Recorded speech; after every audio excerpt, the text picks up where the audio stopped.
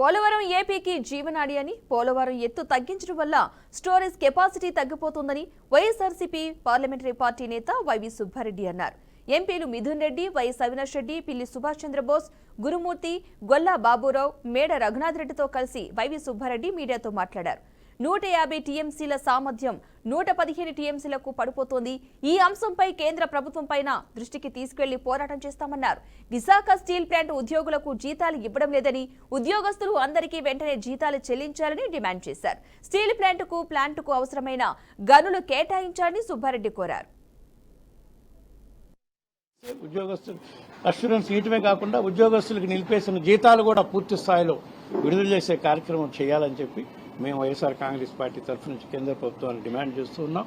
ఇదే విధంగా రాష్ట్రానికి రావాల్సిన వివిధ అంశాలపై కూడా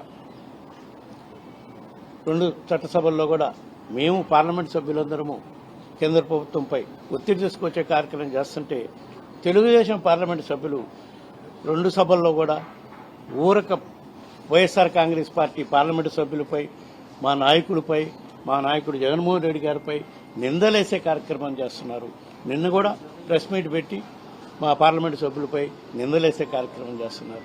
ఇవన్నీ పక్కన పెట్టి ముందు రాష్ట్రానికి రావాల్సిన నిధుల పట్ల, రాష్ట్రానికి సంబంధించిన ప్రాజెక్టుల పట్ల శ్రద్ధ చూపించి పోరాటం చేస్తే మేము కూడా వాళ్ళకి సహకరిస్తాం. రాష్ట్రాన్ని అభివృద్ధి చేసుకోవడానికి మా వంతు కూడా మేము పోరాటం చేసే కార్యక్రమం చేస్తామని చెప్పి ఈ సందర్భంగా తెలియజేసుకుంటున్నాం. జగన్మోహన్ రెడ్డి గారి నాయకత్వంలో రాష్ట్ర సమస్యలపై పోరాటం చేసి 2 సభల్లో కూడా పోరాటం చేసే కార్యక్రమం చేస్తాం.